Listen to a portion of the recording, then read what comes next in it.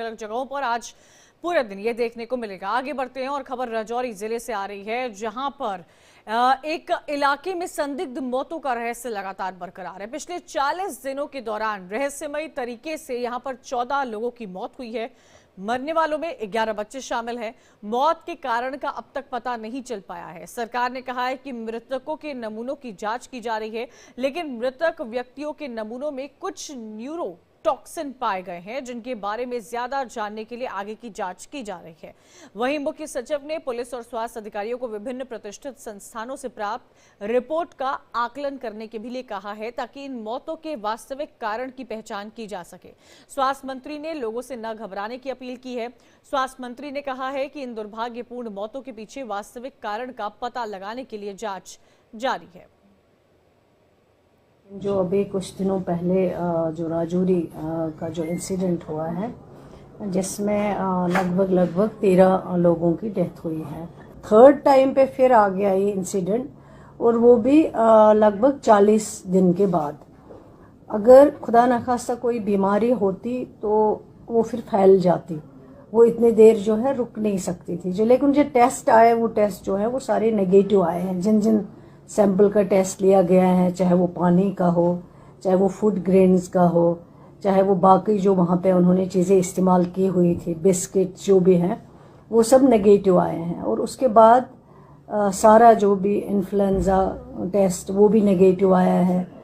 चलिए, ज्यादा जानकारी के लिए सीधा रुख करेंगे हमारे संवाददाता रमन सैनी का। रमन, क्या जानकारी मिल पा रही है? राजौरी की एक खबर लगातार सुर्खियां बटोर रही है और लोगों को समझ में ही नहीं आ रहा है कि आखिर किस तरह की बीमारी वहां पर है। क्या ये कोई बीमारी है भी या नहीं, क्योंकि तमाम तरह के टेस्ट किए जा चुके हैं। स्वास्थ्य मंत्री को सुन रहे थे अभी हम, जो ये बोलती हुई नजर आई कि हर चीज की टेस्ट हुई है, सारे रिपोर्ट्स नेगेटिव आए हैं, चाहे पानी हो या फिर फूड ग्रेन क्यों ना हो।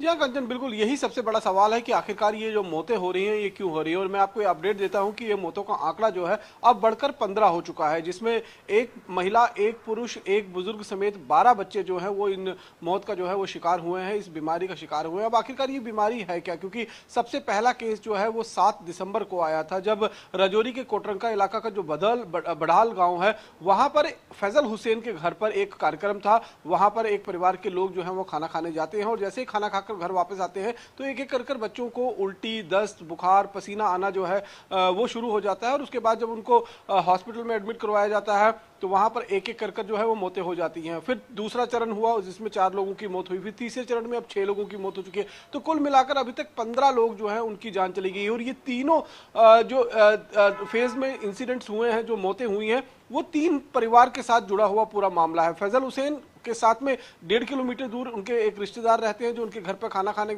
आए थे, उनके परिवार के साथ ये पूरा वाकया हुआ। और एक उनके बगल में ही जो उनके घर पर रहते थे, उनके साथ ये वाकया हुआ। अब प्रशासन इसी पशुपेश में है, क्योंकि तमाम तरीके के हेल्थ टेस्ट जो हैं वो करवा लिए गए हैं।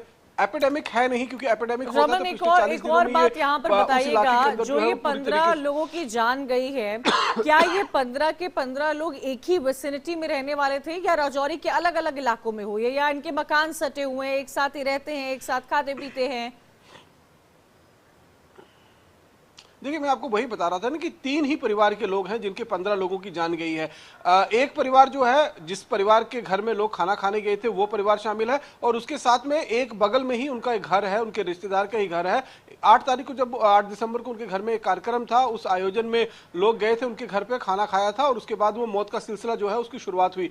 जो तीसरा इंसिडेंट है वो उनके घर से करीबन 1.5 किलोमीटर दूर उनके ही एक रिश्तेदार है। तो एक ही हम ये कह सकते हैं कि रिलेशन के अंदर ये सारी मौतें जो है वो हो रही है। अब तो प्रशासन चीजों की जांच पड़ताल लगातार जारी है। शुक्रिया रमन जानकारी देने के लिए। तो रहे